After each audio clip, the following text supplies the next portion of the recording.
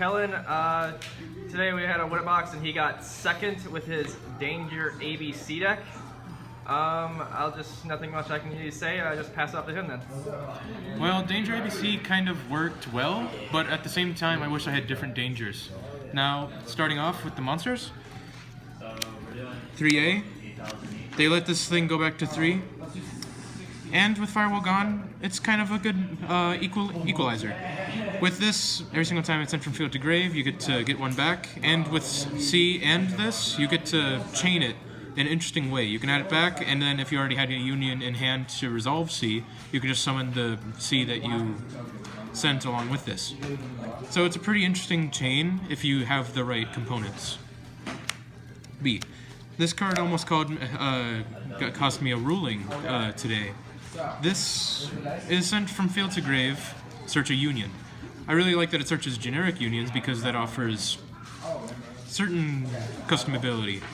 But the fact that it has 18 and 15 attack and defense is very, very useful for those games where you brick. In the fact of 18 defense and 15 attack is enough to whittle them down with game for a time. C is heart and soul of the deck. If they limited this thing, it would die. Now, not only is he a part of the pieces for the ABC, but light, level 4 machine with a lot of defense. And the effect of when sent from field to grave, you get to special union from hand. It just lets you generate so much advantage with link plays, it's ridiculous. But be wary if by called in the grave, because if they banish this, your entire combo dies. The extenders are 2 gold, 2 silver.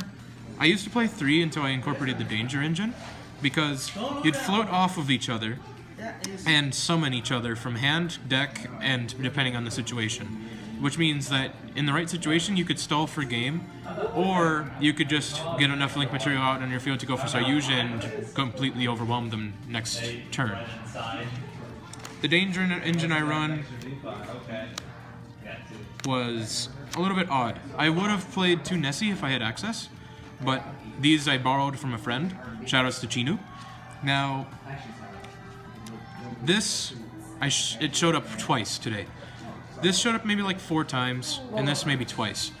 Honestly, the most helpful one in the long run was Snake. It's kind of obvious, being such a high rarity, they would value such a card that's so good. But the fact that they are dark and these 2 are level 3 kind of makes it inconsistent for rank 4 plays if you're needing that, but the fact that they are dark means that you can go for some pretty interesting plays later on. Hand traps. I ran 3 Ash. Self-explanatory, it's one of the best cards in the game at the current moment. And the other hand trap I would have run Droll, but I run 3 Ghost. If you chain this around the right thing at the right time, you can just stop the opponent's entire turn. Same thing with Ash, except this doesn't give them a body on the field. Moving on to spells. 3 Hanger, 2 Terraforming. Now, here's the little thing with this. I do run Desires in the deck for later on, but with this and Desires, always make sure you have at least 2 of each, or you have Called by the Grave. Because if they Ash this, or Desires, it hurts like a bitch. Called by the Grave at 3. This deck hates being hand-trapped, so it's really kind of necessary.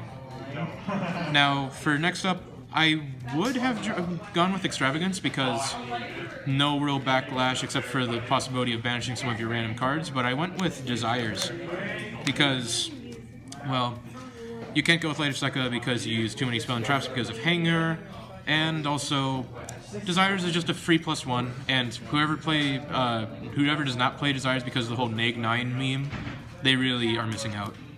Monsterborn. I always cited this out for Regeki. It just seemed to be a better option in the long run.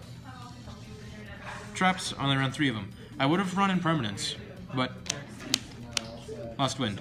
Lost Wind was so handy against decks that would special summon a Link monster and negate their effect with this. Then they'd use that Link monster and another monster to go for another Link summon. Then I'd set this. Then at any point in time. This just accumulates so much advantage by stopping the opponent's advantage that it's just very, very useful. Moving on to extra deck. Starting with the links, Boral. Made him twice. One of them was just to lull game. The other one was in a very tight situation where I had to do enough damage to get game from time.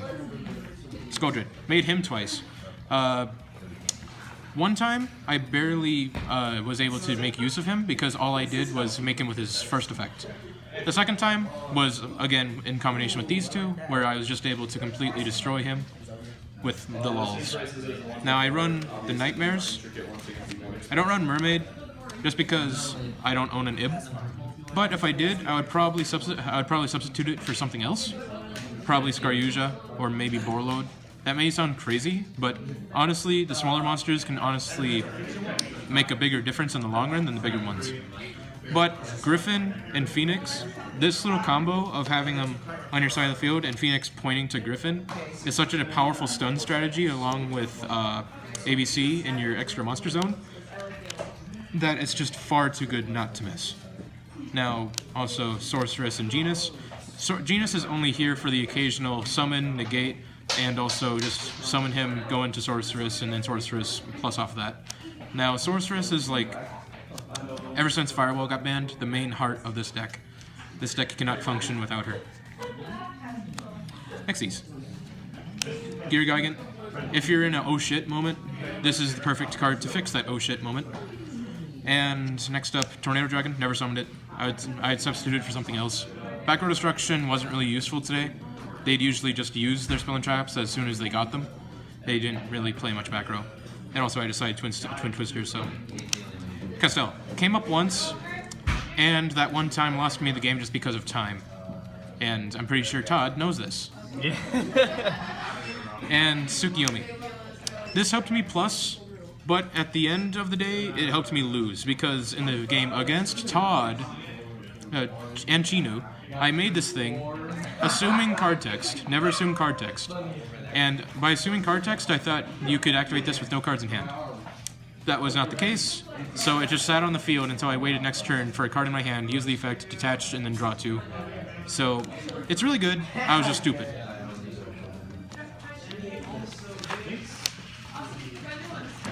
No words shall be spoken. Side deck. Monsters for side deck were... I'm good with dinosaur names, but I just cannot pronounce this thing. Pankratops. Yeah, Pankratops. Now, Cyber Dragon and Exiled Force combined, it is very, very good. 2600 actually came in clutch. I was able to do huge amounts of damage and just kill him in time. Spells, Twin Twister, back row decks, never sided it. Last week I was able to side it against some really, really disgusting stun, but it didn't come as often I thought it would. Now the one of sides, Regeki, Fissure, and Macro. These two are served first Salamangrate, which my buddy was going to play today, but he was unfortunately unable to come today. But I was expecting Salamangrate with these, and also I sided them against Blue Eyes, which they destroyed. And Regeki, I sided it, opened it, and I actually discarded it off of ABC because that was the better option. So, if you ever have the chance, Regeki is a good option, just not the best option in this deck. Other traps. Any deck resolving on spell cards like Pendulums or Sky Striker, this just destroys. And ABC, all you have to do is just make your board, flip this, and then they just say, fuck this. Now this, I was expecting Ultrageist, that's why I sided this and Twin Twister. But no Ultrageist showed up, so it was smooth sailing until the last game. Alright. So what were some of your matches throughout the day? Let's see. So, first off, I didn't change from table 1. Throughout the whole day, I did not leave table 1.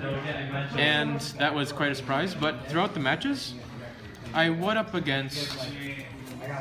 Let's see here. Thunder Dragons, first match. I was able to completely lock him out with the Griffin and Phoenix combo, along with ABC being able to banish his Colossus. So that was a good matchup. The other thing that showed up was The only other problem that was in the matchmaking was against dinosaurs, believe it or not. The big Book of Moon just killed me, and I cannot say how infuriating that was, because the ruling of if you have an ABC in your extra deck, but you have 2 pieces in the graveyard and one of them is face down on the field, and that's all you need to complete it, you just can't summon him. And yeah, the only thing that this deck loses to is big time stun. That's how lose it game round 1. But aside from that, simple removal will kill this deck.